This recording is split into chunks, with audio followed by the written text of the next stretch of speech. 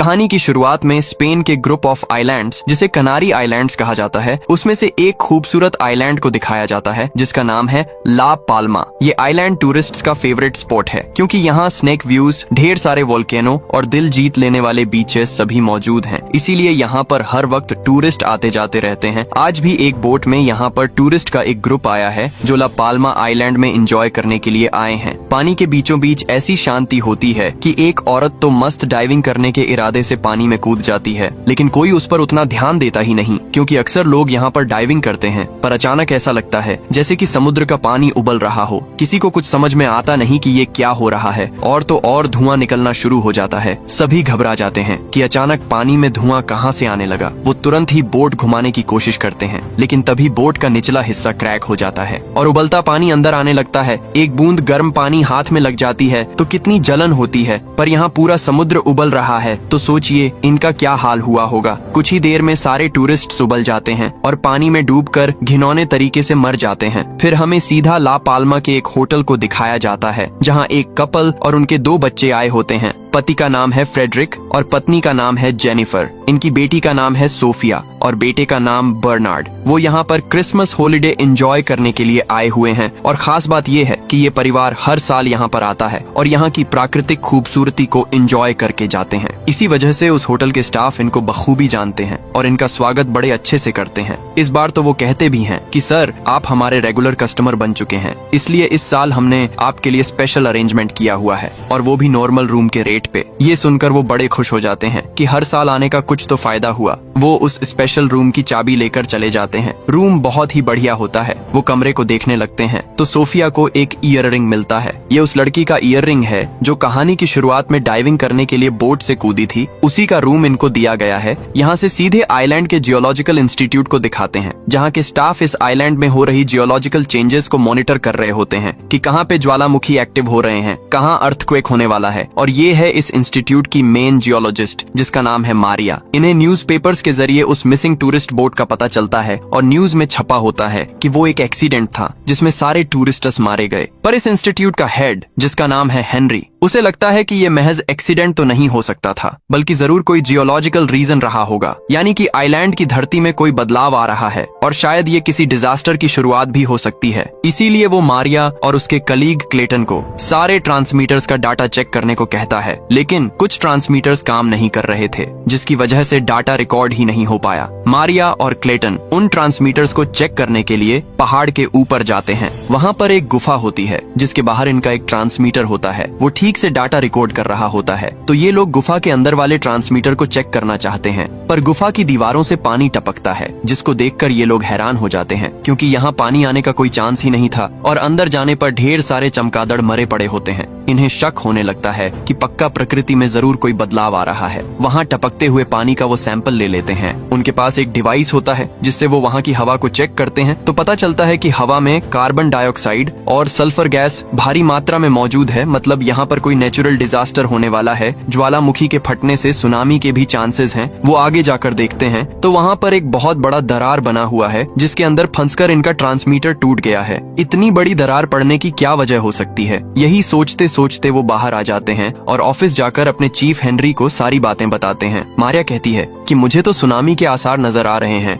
हमें आइलैंड के लोगों को वार्न कर देना चाहिए। पर हेनरी कहता है कि बिना ठोस प्रूफ और डाटा के हम यूं ही लोगों को यहाँ से नहीं भेज सकते, सभी हमें पागल कहेंगे और अगर कल कोई डिजास्टर नहीं हुआ तो थोड़ा और डेटा कलेक्ट करो जिससे ये साफ पता चले कि कोई डिजास्टर होने भी वाला है या फिर नहीं। और तब क्लेटन मारिया को बताता है कि 3 साल पहले कुछ इसी तरह के लक्षण नजर आए थे और तब हमने बिना किसी ठोस डाटा के लोगों को वार्न किया और सभी को आइलैंड से दूर भेज दिया, लेकिन बाद में ऐसा कोई डिजास्टर हुआ ही नहीं। इसीलिए हेनरी डर रहा है कि कहीं इस बार भी हमारा मजाक ना बन जाए, क्योंकि अगर इस बार भी हमारी वार्निंग्स गलत निकली तो लोगों का तो हम पर से भरोसा ही उठ जाएगा। इसलिए हमें प्रॉपर रिसर्च करके ठीक ठीक समझना होगा कि आखिर यहाँ पर क्या होने जा रहा है। मारिया को भी ये बात ठीक लगती है और वो घर आ जाती है और अपने सिस्टम पर ये चेक करती है कि अगर बाय चांस सुनामी आ भी गया तो किस तरह का नुकसान होगा और किस हद तक होगा। तब उसका छोटा भाई आता है जिसका नाम ब्रेड है और ये एक ड्राइवर है। वो बताता है कि आज डाइविंग के दौरान मैंने हजारों की तादाद में कछुओं को दूसरी जगह माइग्रेट करते देखा था, लेकिन इससे पहले ऐसा कभी नहीं हुआ था। यहाँ से फ्रेडरिक और जेनिफर के परिवार को दिखाते हैं जो होटल के रेस्टोरेंट में बैठे लंच कर रहे होते हैं। इनका बेटा बर्नार्ड एक न्यूरो डाइवर्जेंट लड़का है,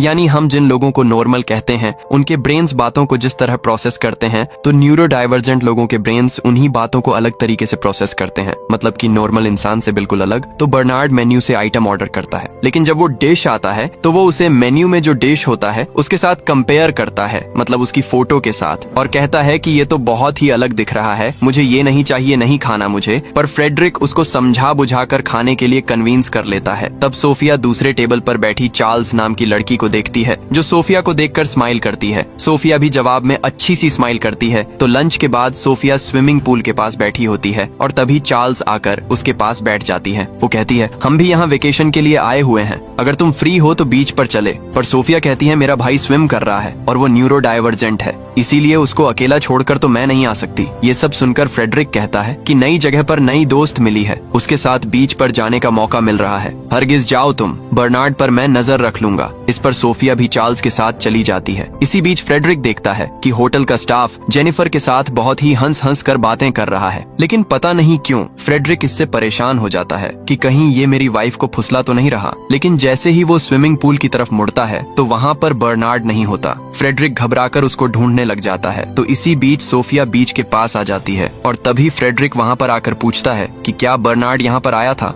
सोफिया भी डर जाती है। दोनों फिर हर तरफ उसे ढूंढने में लगे होते हैं। तब दूर एक पत्थर पर खड़ा बर्नार्ड समुद्र को देख रहा होता है। ये लोग भी उस पत्थर पर जाकर देखते हैं तो एक ही जगह पे ढेर सारे कछुए कहीं माइग्रेट करके जा रहे होते हैं। अगले सीन में वो कमरे में आ जाते हैं तो होटल का वही स्टाफ आकर जेनिफर से कहने लगता है कि मैंने आपके लोकल टूर के लिए बहुत ही बढ़िया गाड़ी अरेंज की हुई है। लेकिन ये सुनने के बाद फ्रेडरिक को और जलन होती है और स्टाफ के जाने के बाद वो जेनिफर पर बरस पड़ता है कि ये तुमसे इतना हंस के क्यों बात कर रहा था। लेकिन फिर इसी बात पर दोनों पे बहस शुरू हो जाती है, जिसे सुनकर बर्नार्ड और सोफिया परेशान हो जाते हैं। इसी बीच यहाँ इंस्टीट्यूट के हेड हेनरी को दिखाते हैं, जो इस आइलैंड के एक डॉक्टर से मिलने जाता है, जो उसे कुछ लाशों की फोटो दिखाता है। ये उन लोगों की फोटोज हैं जो शुरुआत में समुद्र के बीच उस बोट के क्रैक होने से डूब कर मर गए थे। डॉक्टर बताता है कि वो लोग समुद्र में डूबने से नहीं मरे थे, बल्कि उबलते पानी में जलकर मरे थे। मतलब मैं दावे के साथ कह सकता हूँ कि उस वक्त समुद्र का पानी उबल रहा था और फिर उनके शरीर में कई सारे टॉक्सिक गैसेस चले गए, इसी वजह से उनकी मौत हुई। ये कहने के बाद तो वो हेनरी को और भी कई अच्छी अच्छी डिटेल्स दिखाता है। ये सब जानकर हेनरी हो जाता है चौकन्ना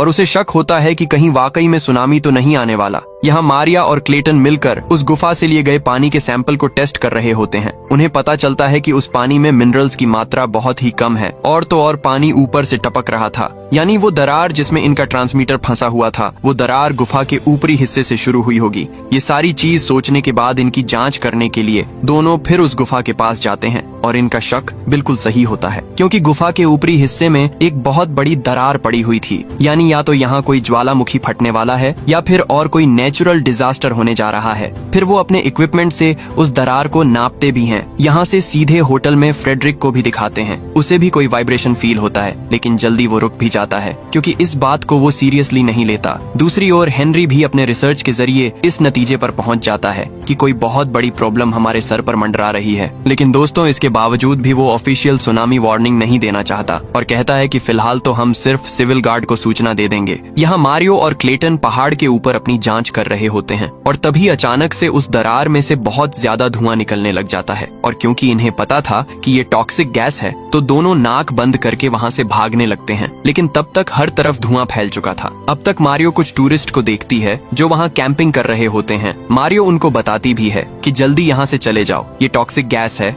इसलिए ज्यादा सांस मत लो और एक कपड़ा पानी में भिगोकर उससे नाक बांध लो। उन्हें इंस्ट्रक्शंस देकर मारिया भी वहाँ से भागती है, लेकिन धुआं तो इतना घना होता है कि आगे कुछ दिखाई ही नहीं देता। इसी वजह से मारिया एक जगह फिसल कर गिर जाती है। तभी कुछ देर में मारिया को इल्यूजन आता है, जैसे वो पानी में डूब रही हो। वो एकदम से चौंक कर उठती है तो वो हॉस्पिटल में होती है। तब हेनरी उसे बताता है कि एंड वक्त पर हमने तुम्हें बचा लिया था, क्लेटन ने उस गैस को ज्यादा इनहेल कर लिया था, इसलिए वो कोमा में है। और तो और 2 टूरिस्ट भी मर गए। मारिया कहती है, देखो मैंने तुम्हें पहले ही कह दिया था कि वार्निंग दे दो। खैर अब सबको सबूत मिल चुका है, तुरंत मेयर को इन्फॉर्मेशन दे दो। लेकिन हेनरी अब भी यही कहता है कि गैस सिर्फ उसी जगह पर फैला हुआ है और वो अपने आप ढल जाएगी, थोड़ा वेट कर लेते हैं। इसके बाद तो मारियो को इतना गुस्सा आता है और वो कहती है, क्या आप जानते हैं कि मेरी माँ सुनामी में मारी गई थी? आप जैसे सरकारी ऑफिसर ने अगर इस तरह के लक्षणों के बारे में पहले अनाउंस कर दिया होता तो शायद मेरी माँ आज जिंदा होती और उन जैसे कई लोग बच जाते। प्लीज अब की बार बाकी ऑफिसर को इन्फॉर्म कर दीजिए, लोगों के साथ इस तरह जान का खिलवाड़ मत कीजिए। मारिया बहुत रिक्वेस्ट करती है पर हेनरी आखिर तक अपनी बात पर अड़ा रहता है। फिर मारिया तुरंत अपने भाई ब्रेड को कॉल करती है। वो कहता है कि मैं समुद्र के बीच में हूँ और डाइविंग कर रहा हूँ। मारिया उसे सब समझाती है और कहती है कि डाइविंग मत करो और तुरंत घर चले जाओ। ब्रेड भी उसकी बात को समझ जाता है और तट पे आ जाता है। यहाँ से सोफिया और चार्ल्स को दिखाते हैं जो बीच पर बैठे बातें कर रहे होते हैं। तब एक लड़का चार्ल्स को बुलाता है और उससे बातें करने लगता है। ये देखने के बाद सोफिया चार्ल्स के बारे में थोड़ा पजेसिव हो जाती है और तब हमें पता चलता है कि वो गे है और चार्ल्स से प्यार करने लगी है। यहाँ जेनिफर और फ्रेडरिक के बीच सुलह हो जाती है। अब दोनों पहाड़ पर जाकर वहाँ का नजारा एंजॉय करने का प्लान बनाते हैं। लेकिन तब एक आदमी बताता है कि वहाँ मत जाइए, सुना है कोई खतरनाक गैस निकल रहा है वहाँ और उस गैस को ब्रीथ करने से 2 टूरिस्ट लोगों की जान चली गई। वैसे भी एक बार आपका बेटा तो खो भी चुका है, अच्छा हुआ मिल गया, इसलिए पहाड़ पर जाने के बजाय अपने बेटे का ध्यान रखिए। अब ये सुनकर जेनिफर को गुस्सा आ जाता है क्योंकि उसे नहीं पता था कि ब्रैड खो भी गया था। कमरे में आकर वो फ्रेडरिक को काफी सुनाती भी है कि तुमने अपने बेटे पर नजर नहीं रखी, क्या कर रहे थे तुम? तुम्हें तो अच्छे से पता है ना कि वो नॉर्मल बच्चा नहीं है, हमें उसका खास ध्यान रखना होता है। तुम्हें पता था, फिर भी तुम इतने गैर जिम्मेदार कैसे निकले? अब गुस्सा तो दोनों तरफ से था, तो फ्रेडरिक भी उस पर खूब चिल्लाता है। इनकी बातों से साफ पता चलता है कि सोफिया फ्रेडरिक की सगी बेटी नहीं है। इस बारे में भी उनके बीच बहस होती है जिसे सोफिया सुन लेती है। वो बेचारी बहुत रोती है और बाहर आकर अपने अंकल यानी जेनिफर के भाई जोन को कॉल करती है। जोन नॉर्वे के फॉरेन अफेयर्स मिनिस्ट्री में काम करता है। सोफिया कहती है कि अंकल मुझे नहीं करना इनके साथ वेकेशन, आप प्लीज मेरे लिए एक टिकट बुक करवा दीजिए, मैं वापस आना चाहती हूँ। पर जोन उसको समझाता है कि बेटा कुछ ही दिनों की तो बात है, ऐसा कोई घर नहीं होता जहाँ पेरेंट्स लड़ते नहीं हैं, तुम उनकी बातों को इतना सीरियसली मत लो और अपना वेकेशन एंजॉय करके लौट आओ। पर सोफिया कॉल काट देती है क्योंकि उसे ये उम्मीद नहीं थी। अंकल से उसने थोड़े पैसे जमा करके रखे होते हैं जिनसे वो फ्लाइट के टिकट्स खरीद लेती है और आखिर फ्लाइट बुक भी कर लेती है। तब उसे चार्ल्स का मैसेज आता है जिसमें लिखा होता है कि सॉरी मुझे नहीं पता था कि तुम मेरे लिए इतनी पजेसिव हो, वो लड़का मेरा बॉयफ्रेंड नहीं सिर्फ फ्रेंड है। यहाँ से सीधे ला पाल्मा के मेयर ऑफिस को दिखाते हैं जहाँ मारिया और हेनरी मेयर को अपने रिसेंटली फाइंडिंग्स के बारे में बताते हैं। लेकिन वो कहती है अगर ये फॉल्स अलार्म निकला तो बहुत सारे लोगों का खामखा नुकसान हो जाएगा, इसलिए सोच समझकर बताओ, क्या तुम्हें लगता है कि सच में सुनामी आने जा रही है? हेनरी तो पूरे यकीन के साथ कहता है कि हमारी स्टडीज और रिसर्च तो यही बता रहे हैं, अगर जल्दी से जल्दी लोगों को यहाँ से निकाला नहीं गया तो बहुत बड़ा नुकसान होगा। अगले सीन में मारिया और हेनरी ऑफिस आते हैं तो उन्हें पता चलता है कि इस नेचुरल डिजास्टर के 3 स्टेजेस होंगे। पहले तो ज्वालामुखी फटेगा, अगला स्टेज ये होगा कि ज्वालामुखी से राख का घना धुआं निकलेगा और आखिर में उबलता लावा बाहर आएगा। और तो और उस पहाड़ पर जो दरार पड़ी थी वो तेजी से बढ़ भी रही है, किसी भी वक्त उसमें से लावा बाहर निकल सकता है। अब हेनरी कहता है कि तुरंत एयरपोर्ट अथॉरिटीज को इन्फॉर्म करो कि कोई भी प्लेन टेक ऑफ ना करें। लेकिन तब तक बहुत देर हो चुकी थी क्योंकि ज्वालामुखी फट चुका था और राख का घना धुआं बाहर निकलने लग जाता है। ये देखने के बाद तो टूरिस्ट लोग घबरा जाते हैं। फ्रेडरिक भी टेंशन में होता है, पर इससे पहले कि एयरपोर्ट को इन्फॉर्मेशन मिल थी वो फ्लाइट टेक ऑफ कर जाती है जिसमें सोफिया जा रही थी। लेकिन फ्लाइट ज्वालामुखी की राख में फंस जाती है और इंजन में आग लग जाती है जिस वजह से प्लेन हो जाता है क्रैश। फ्रेडरिक की आंखों के सामने वो फ्लाइट जलकर नीचे की ओर जाने लगती है। तब इन्हें जोन का कॉल आता है जो बताता है कि सोफिया वापस आना चाहती थी और मुझे टिकट बुक करने को कह रही थी, पर मैंने इनकार कर दिया, इसलिए तुम लोग प्लीज उसका ख्याल रखना। और तब जाकर ये दोनों नोटिस करते हैं कि सोफिया यहाँ है ही नहीं। वो घबराकर उसे इधर उधर ढूंढने लगते हैं। इन्हें एहसास हो जाता है कि शायद सोफिया उस फ्लाइट में गई होगी। इसी बीच दिखाते हैं कि फ्लाइट क्रैश हो चुका है और घायल पैसेंजर्स को हॉस्पिटल में एडमिट किया जाता है। फ्रेडरिक और जेनिफर हॉस्पिटल जाते हैं। वहाँ सोफिया को ना पाकर जेनिफर तो हंगामा खड़ा कर देती है कि मेरी बेटी कहाँ पर है, पर फ्रेडरिक उसको शांत करके बाहर लेकर जाता है। यहाँ से सीधे मारिया और हेनरी को दिखाते हैं। मेयर के साथ मिलकर वो कुछ हायर ऑफिशियल के साथ मीटिंग करते हैं। वो इन्हें इवैक्यूएशन की परमिशन दे देते हैं। तो हेनरी अपने स्टाफ से कहता कहता है कि तुम सब अपने अपने परिवारों के साथ सेफली यहाँ से निकल जाओ, मैं यहीं रहूंगा क्योंकि मुझे और भी रिसर्च करना है। मारिया समझ जाती है कि हेनरी तो नहीं आने वाला और वो इंस्टीट्यूट से निकल जाती है। घर आकर वो ब्रेड को कॉल करती है लेकिन वो कॉल नहीं उठाता। यहाँ फ्रेडरिक और जेनिफर उस फ्लाइट के पैसेंजर्स लिस्ट को चेक करती है लेकिन सोफिया का नाम लिस्ट में होता ही नहीं। तब जाकर इनको राहत मिलती है, मतलब सोफिया उस फ्लाइट में गई ही नहीं थी। दोनों टेंशन में घर आते हैं तो सोफिया वहाँ बैठी होती है। उसको देखकर दोनों उसे गले लगा लेते हैं। बहुत इमोशनल होते हैं दोनों और कहते हैं कि बेटा, आइंदा तुम्हारा दिल कभी नहीं दुखाएंगे हम, पर प्लीज कभी इस कदर हमें छोड़कर मत जाना। उस रात सोफिया स्विमिंग पूल के पास बैठी होती है और तब चार्ल्स वहाँ पर आती है। सोफिया कहती है कि तुम्हारे मैसेज की वजह से ही मैं जिंदा हूँ। अगर तुमने वो मैसेज नहीं किया होता तो शायद मैं अभी फ्लाइट में चली जाती और जिंदा नहीं बचती। चार्ल्स भी इमोशनल हो जाती है और यहाँ पर दोनों किस कर लेते हैं। यहाँ मारिया को पता